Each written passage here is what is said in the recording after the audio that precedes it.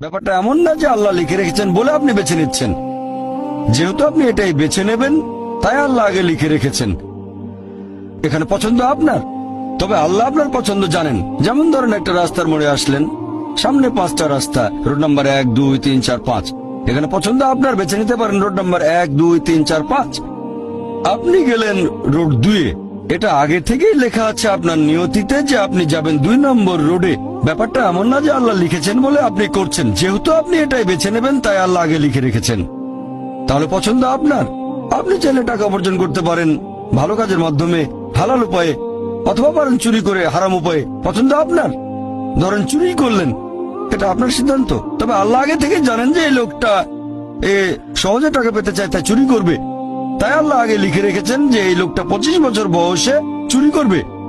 এখানে দোষটা কার? দোষ আসলে আপনার। তবে আল্লাহর আছে ইলমে গায়েব, তাই তিনি আগেই লিখে রেখেছেন।